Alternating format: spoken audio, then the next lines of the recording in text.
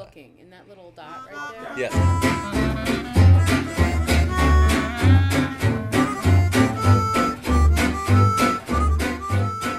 And it's probably you. I have personal problems with any sort of show where they push the title of the show. I'm looking at you, Doctor Who. I don't like that. Cut that out. We don't need to say it's probably you if it's not. It's probably you. We are opinionated people, so... I would like to make the point right now that I am wearing my glasses because they lend me credibility. I'm like Narcissus staring into the pool right now. But I'm wearing my glasses. Thank you for tuning in to my first video of It's Probably You. My co-host is Katie of @Katie on Twitter. Elle wrote in to say that she has been seeing a guy for a few weeks now, but he doesn't seem to be giving her the attention that she wants or putting the effort into the relationship that she'd like. Plus, he doesn't spend time with her while he does spend time with other people, including a particularly attractive female friend. And Elle is concerned that maybe there's something wrong with that guy that she's dating. She's also recently been cheated on, so she's worried that might be coloring how she's viewing this current situation. I think we also need to put in that they've only been dating A few weeks. That the first week it was great. They saw each other a couple of times. Everything was good. And then it slowly sloughed off after time. Good point. We also wanted to know when you could declare exclusivity. I might just copy and paste the whole letter into this description area at the bottom of the YouTube space. Here's what I think. It was great at the beginning. It sloughed off. He doesn't answer her phone calls. I think we can all see where this is going. He's losing interest in you. Cut the cord and move on.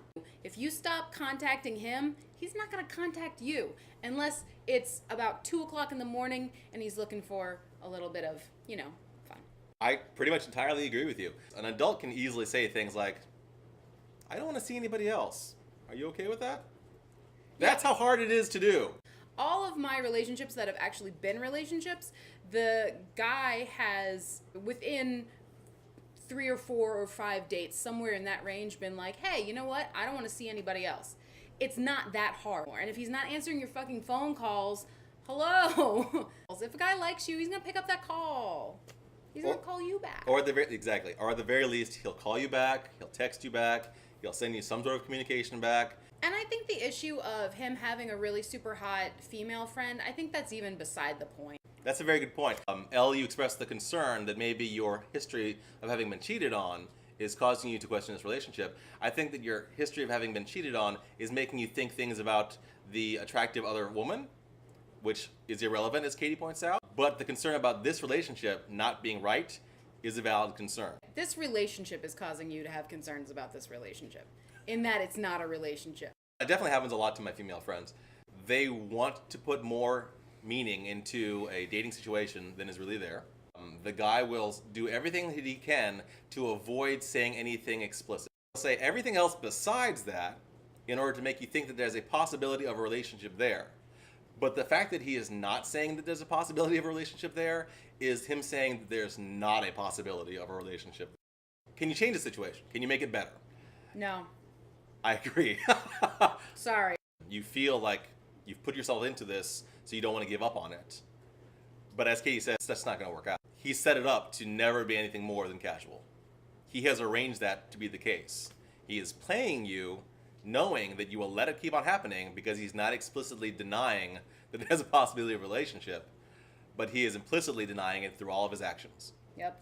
If you were to try to change the situation by saying things like, well, do you want to be monogamous? Do you want to see other people? Do you want it to be just you and me? Are you my boyfriend? These are all going to back him into a corner, and he'll say whatever he can to keep on getting sex from you.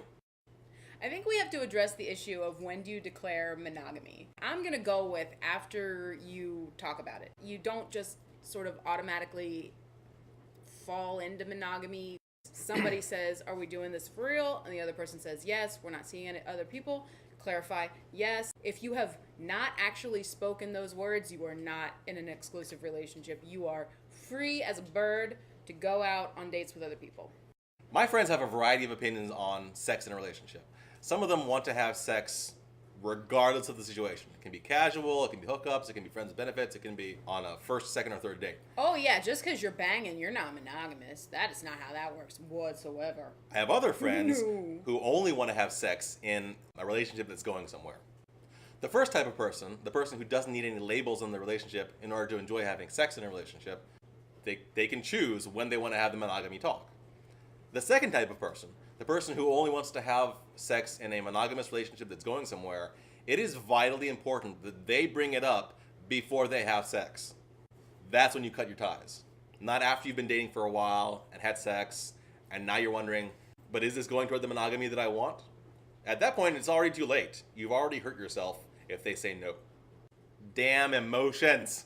Damn you! Emotions! So that's it. Elle, I hope we've helped.